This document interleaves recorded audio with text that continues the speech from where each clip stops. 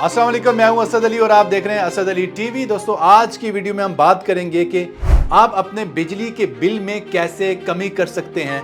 आज की वीडियो को अगर आप पूरा अप्लाई करेंगे अपनी ज़िंदगी पर तो आप अपने बिल में 30 से 40% तक कमी ला सकते हैं। लेकिन शर्त यह है कि आपने हमारी ये वीडियो पूरी देखनी है और हम आपको 10 ऐसे तरीके बताएंगे जिससे आप अपने बिजली का बिल जो है वो 30 से 40% तक कम कर सकते हैं। तो चलिए शुरू करते हैं। दोस्तों, नंबर 10 पर जो मैं आपको तरीका बताऊंगा बिजली का बिल कम करने के लिए, वो तरीका ये है कि पुरानी जनरेशन के जो पंखे हैं वो चेंज कर दें।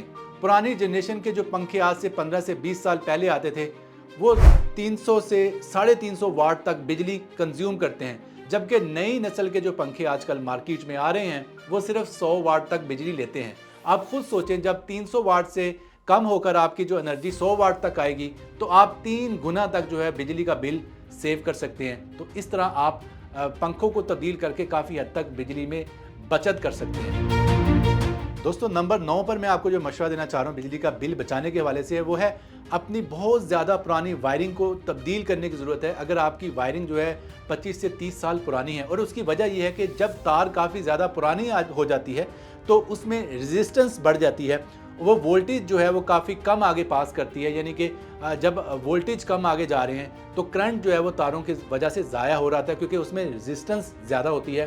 तो अगर तो आपकी तारें काफ़ी ज़्यादा पुरानी हैं तो आप उन्हें चेंज कर दें। और उसका तरीका ये होता है कि आप मीटर से अपने वोल्टेज चेक करें कि कितने वोल्टेज आ रहे हैं, और फिर वोल्टामीटर की मदद से अपने घर के एंड पर जाकर जो पॉइंट है वहाँ पर चेक करें कि क्या वोल्टेज आपके मीटर पर जो आ रहे हैं तार के एंड पर भी वही आ रहे हैं। अगर तो ये फ़र्क है वोल्टेज में 2, 3, 4 वोल्टेज का, 5 वोल्टेज का, 10 वोल्टेज का भी फ़र्क आ रहा है, देन समझ जाएं कि आपकी तार का काम हो चुका है और अब आपको अपने घर की वायरिंग को तब्दील करने की ज़रूरत है। दोस्तों, नंबर 8 पर जो पॉइंट है वो है इस्त्री के बारे में। जैसा कि वैसे मशहूर है कि इस्त्री सबसे ज़्यादा करंट लेती है और लेती भी है, और जो घटिया क्वालिटी की इस्त्रियाँ होती हैं उसकी जो नीचे वाली प्लेट होती है वो देर से गर्म होती है, काफ़ी ज़्यादा पावर कंज्यूम करती है और जल्दी ठंडी हो जाती है।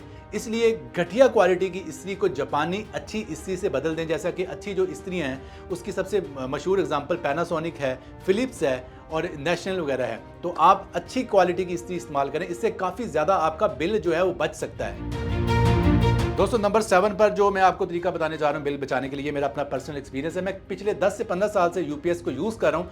अगर आपके यूपीएस की जो बैटरी हैं वो पुरानी हो जाती हैं तो वो फुल चार्ज नहीं होती, और यूपीएस चार्ज करता रहता है लेकिन फुल चार्ज इसलिए नहीं होती कि पुरानी बैटरी का एक फॉल्ट होता है कि वो फुल होती ही नहीं है, जिससे क्या होता है कि लगातार यूपीएस चार्ज करता जा रहा है, बैटरी फुल हो नहीं रही और आपका काफ़ी ज़्यादा जो करंट है वो ज़ाया होता जा रहा है, और जिसकी वजह से आपका जो बिल है वो बढ़ जाता है। तो आप फ़ौरन से पहले अपनी पुरानी बैटरियों को नई बैटरियों से तब्दील कर दें। और दोस्तों, नंबर 6 पर मैं आपको मशवरा ये देना चाहूँगा कि आपके पास अगर पुराने जनरेशन का अभी भी टीवी मौजूद है, पिक्चर ट्यूब वाला जो टीवी होता है उसको तब्दील कर दें एलईडी से, क्योंकि एलईडी टीवी जो होता है वो काफ़ी कम करंट लेता है। और इसी तरह अगर आप और ज़्यादा बिजली बचाना चाहते हैं और आपके घर में कंप्यूटर या पीसी है तो कंप्यूटर को भी तब्दील कर दें लैपटॉप के साथ, क्योंकि लैपटॉप काफ़ी कम जो है वो करंट कंज्यूम करते हैं। दोस्तों, नंबर 5 पर मैंने जो आपको मशवरा देना है वो है आपकी लाइट्स के हवाले से। आप अगर घर में रोशनी करने के लिए अभी भी एनर्जी सेवर्स को यूज़ करें तो एनर्जी सेवर्स को यूज़ करने की बजाय उससे भी एक लेटेस्ट टेक्नोलॉजी है एलईडी लाइट्स। एलईडी लाइट्स में एक ख़ास किस्म के छोटे जो हैं वो बल्ब्स होते हैं जो कि काफ़ी कम करंट कंज्यूम करते हैं। तो अगर आप किसी अच्छी क्वालिटी के जो एलईडी बल्ब्स लगा लेते हैं आपके बिल में काफ़ी हद तक जो है फ़र्क पड़ जाएगा।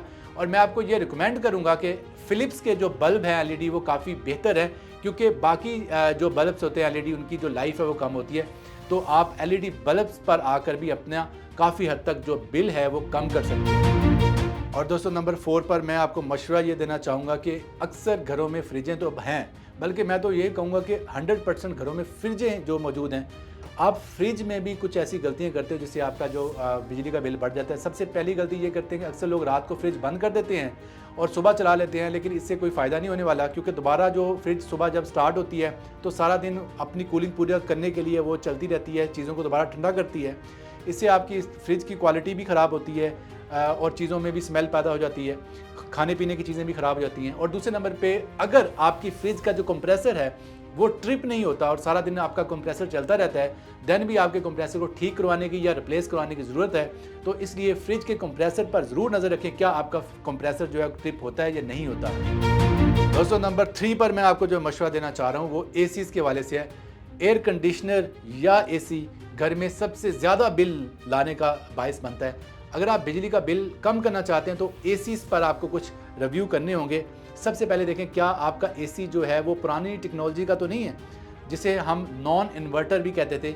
लेकिन मैं आपको ये मशवरा दूंगा कि आप इन्वर्टर एसी परचेज़ करें। इन्वर्टर एसी और पुराने एसी में ये फ़र्क होता है कि इन्वर्टर एसी जैसे जैसे कूलिंग पूरी करता है आहिस्ता आहिस्ता करंट लेना कम करता रहता है। लेकिन जो पुराने एसी हैं जब आप उसको बटन को ऑन करते हैं तो पूरी बिजली पहले सेकंड से इस्तेमाल करना स्टार्ट कर देते हैं, और जब तक आप एसी को बंद नहीं करते तब तक पुराने एसी पूरे करंट पर ही रहते हैं।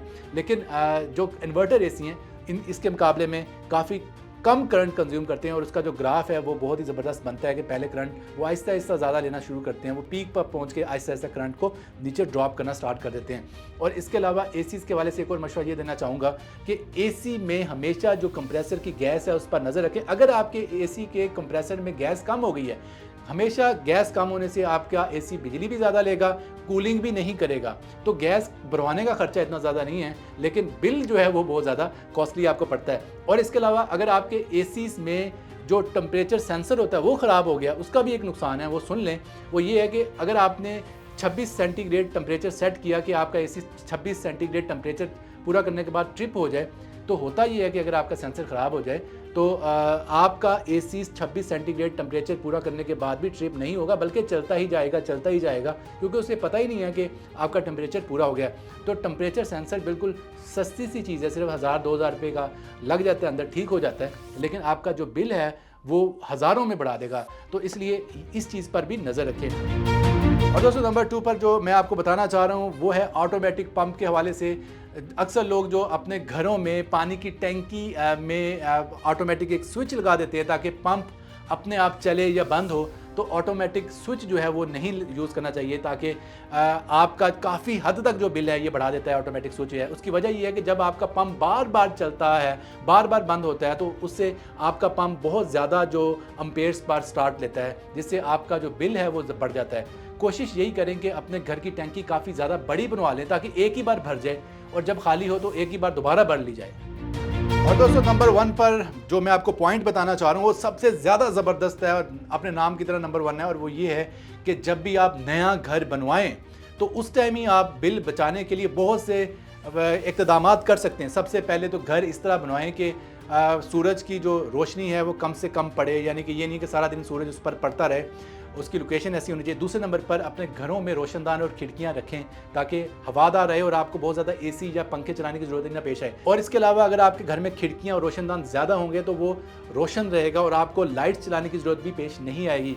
और इसके अलावा जो सबसे आखिरी पॉइंट मैं बताना चाह रहा हूँ वो ये है कि आप अपने घर में कोशिश करें कि नीचे वाले ग्राउंड फ्लोर में जो है रहाइश करें, ऊपर वाला फ्लोर जो है वो खाली छोड़ दें या उस वहाँ पे सामान वगैरह रखें, क्योंकि ऊपर वाला फ्लोर हमेशा बहुत ज़्यादा सर्द होता है सर्दियों में, और गर्मियों में बहुत ज़्यादा गर्म होता है, जिससे आपको बहुत ज़्यादा या तो एसी चलाना पड़ता है या बहुत ज़्यादा हीटर चलाना पड़ता है। तो ये भी एक बहुत ज़बरदस्त ट्रिक है जिसकी मदद से आप बहुत ज़्यादा बिल बचा सकते हैं। दोस्तों उम्मीद करता हूँ कि आपको ये वीडियो पसंद आई होगी। अगर आपको इस वीडियो के हवाले से कुछ भी कहना है तो हमारे कमेंट सेक्शन में अपनी राय ज़रूर दें। मिलते हैं जल्द नए वीडियो के साथ, तब तक के लिए अल्लाह हाफिज़।